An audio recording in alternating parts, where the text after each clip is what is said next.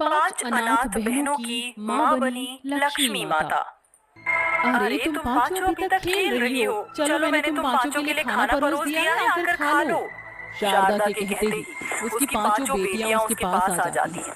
जैसे ही उसकी पहली बेटी निधि एक निवाला तोड़कर अपने मुंह में खाने वाली होती है, शारदा उसे टोक देती है। निधि, रुक जाओ। तुमने तो अभी लक्ष्मी माता को भोग भी नहीं लगाया और पहले ही खाने बैठ गई हो। पहले तुम्हें पता है ना, हम सब मिलकर लक्ष्मी माता को भोग लगाते हैं। शारदा के कहते ही उसकी पांचों बेटियां अपनी अपनी थालियां उठा लेती हैं और लक्ष्मी माता के मंदिर के सामने बैठ जाती हैं। जिसके बाद सबसे पहले शारदा लक्ष्मी माता को भोग लगाती है और उसके बाद उसकी पांचों बेटियां एक एक करके लक्ष्मी माता को अपने खाने में से भोग लगाती हैं। माँ, अब तो हमने लक्ष्मी माता को भोग भी लगा दिया है। क्या अब हम लोग अपना खाना खा सकते हैं? हाँ मेरी प्यारी बच्चियों, अब तुम पांचों आराम से अपना खाना खा सकती हो। शारदा उसकी पांचों बेटियां लक्ष्मी माता को बहुत मानती थी। शारदा बहुत गरीब औरत थी और लक्ष्मी माता को बहुत मानती थी। वहीं उसकी बेटियां भी लक्ष्मी माता की भक्त थी। शारदा बहुत ही कठिनाइयों से अपनी 5 बेटियों को पाल रही थी। उसका पति एक हादसे के दौरान भगवान को प्यारा हो गया था और वो बेचारी एक अमीर घराने में साफ सफाई का काम करके अपनी बेटियों को पाल रही थी। पांचों स्कूल के लिए तैयार हो जाओ। आज तुम पांचों का पहला दिन है। स्कूल के अंदर कोई शैतानी मत करना और अच्छे से पढ़ाई करना। चिंता मत करो माँ, हम पांचों अच्छे से पढ़ाई करेंगे।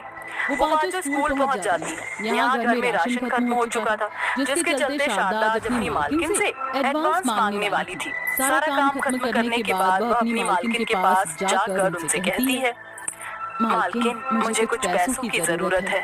अभी मैंने अपनी 5 बेटियों का स्कूल में एडमिशन करवाया है, इसलिए मेरे सारे पैसे खर्च हो गए हैं। कुछ पैसे दे दीजिए, राशन डलवाना है घर में। अभी एक हफ्ता भी नहीं हुआ तुझे पैसे दिए हुए। अरे मैं तो थक गई हूँ तुझे इस तरह से पैसे देते। देख, अगर तुझे यहाँ काम करना है तो सिर्फ और सिर्फ तुझे तनख्वाह के दिन ही पैसे मिलेंगे। इस बीच में तुझे 1 रुपया भी नहीं दूंगी। लेकिन मालकिन, बस अब मैं एक शब्द और नहीं सुनना चाहती। शारदा की मालकिन ऐसा कहकर गाड़ी में बैठकर ब्यूटी पार्लर के लिए निकल जाती है। उस दिन शारदा बहुत ज्यादा परेशान होती है। घर में खाने का एक दाना तक नहीं था और उसकी पांचों बेटियां स्कूल के आने के बाद भूखी प्यासी अपनी माँ का इंतजार कर रही थी। वहीं उसे अपनी लक्ष्मी माता को भोग भी लगाना था। माता रानी, ये सब क्या हो गया? पहले ही परेशानियां कम थी क्या जो तू एक के बाद एक खड़ी कर देती है? शारदा बहुत ज्यादा परेशान थी। लेकिन तभी सड़क के बीचों बीच उसे एक लक्ष्मी माता की मूर्ति रखी हुई नजर आती है। वो उसे गाड़ियों के चलते टूटने से बचाने के लिए सड़क के बीचों बीच पहुंच जाती है, लेकिन तभी अचानक से एक गाड़ी आती है और उसका एक्सीडेंट हो जाता है, जिसके चलते वह वहीं अपना दम तोड़ देती है। तभी स्कूल से आते हुए उसकी पांचों बेटियां इस हादसे को खुद अपनी आंखों के सामने देख लेती हैं। माँ, उठो ना माँ, ये क्या हो गया आपको? उठो ना माँ। अरे हमारी माँ कुछ बोलती क्यों नहीं? माँ, मैं आपसे बात करनी है। चलो उठो ना माँ, हम किसको बताएंगे कि हमारे स्कूल का पहला दिन कैसा गया? माँ के जब से खून निकल रहा है, माँ को क्या हुआ है? कोई कुछ बोलते क्यों नहीं? उन पांचों लड़कियों की आंखों में आंसू होते हैं। उनकी ममता अपनी माँ के प्रति देखकर वहाँ सारे लोग सर झुकाए उन्हें देखते ही रह जाते हैं। वह बेचारी पांचों लड़कियां समझ जाती हैं कि अब उसकी माँ इस दुनिया में नहीं रही, जिसके चलते वह छोटी छोटी मासूम बच्चियां लोगों का सहारा लेकर अपनी माँ का अंतिम संस्कार करवा देती हैं। जिसके बाद अब उनकी जिंदगी में उनकी माँ का साथ खत्म हो चुका था और वह भूखी प्यासी लक्ष्मी माता के सामने अपनी माँ को याद कर लेती है।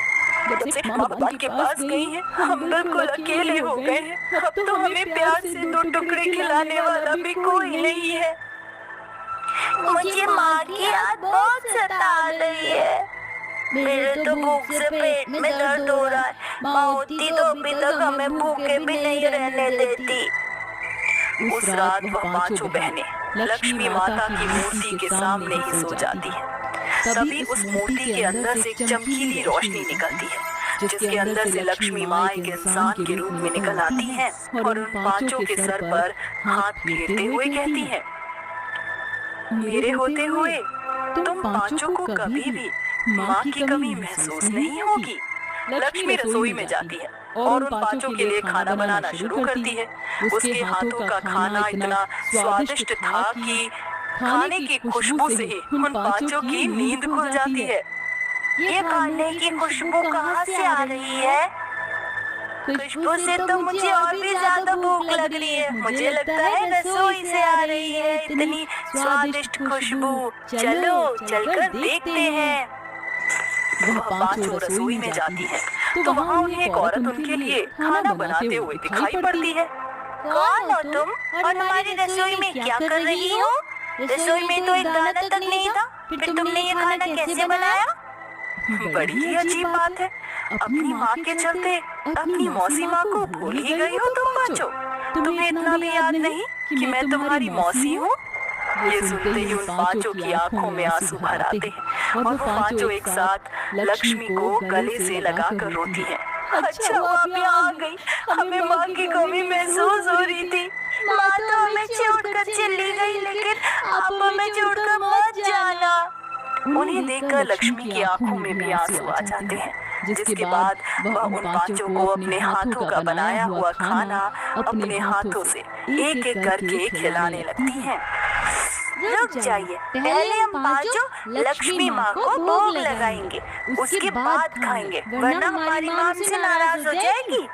वह पांचों अपनी अपनी थालियां उठाकर लक्ष्मी माता के पास पहुंच जाती हैं और उन्हें भोग लगाती हैं, जिसके बाद वह खाने से पहले अपने हाथों से एक एक निवाला लक्ष्मी को खिलाने लगती है, जिसके चलते लक्ष्मी उनसे कहती है, अरे तुमने तो मुझे पहले ही खिलाकर मेरा पेट भर दिया है, अब तुम्हारी बारी है, लो मैं तुम्हें खिलाती हूँ। लक्ष्मी उन्हें अपने हाथों से खाना खिलाती है। उनका ये प्यार और भक्ति लक्ष्मी माता के प्रति देखकर लक्ष्मी को और भी ज्यादा खुशी मिलती है। भक्त तो मैंने बहुत देखे, लेकिन इतने छोटे छोटे और इतनी प्यारी भक्ति मैंने पहले कभी नहीं देखी। इनकी माँ ने मेरी मूर्ति की रक्षा करने के लिए अपनी जान दे दी। ये कर्ज तो मुझे चुकाना ही होगा।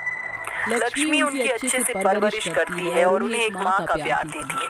वह घर के सारे काम करती है और उन्हें खूब पढ़ाती है।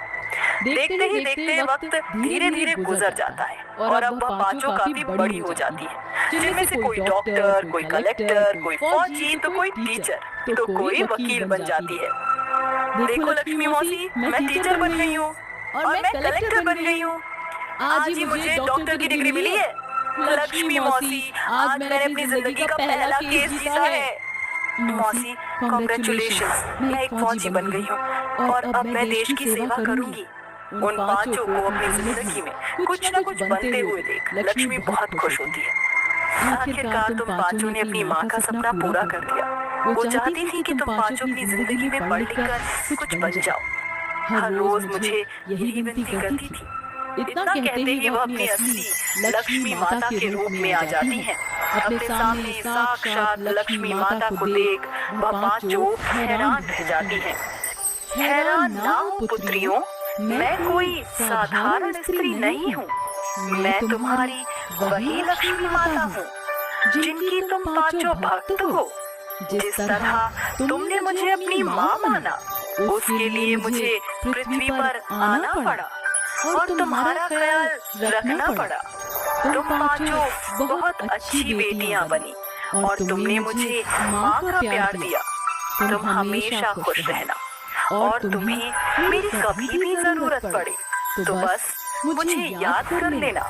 मैं तुम्हारी मदद करने आ जाऊंगी। अब मैं चलती हूँ, अपना ख्याल रखना। लक्ष्मी माता ऐसा कहकर वहाँ से जाने से पहले ढेर सारा पैसा, सोना, हीरे छोड़कर जाती है, ताकि उन पांचों बहनों को कभी किसी चीज की जरूरत ना पड़े।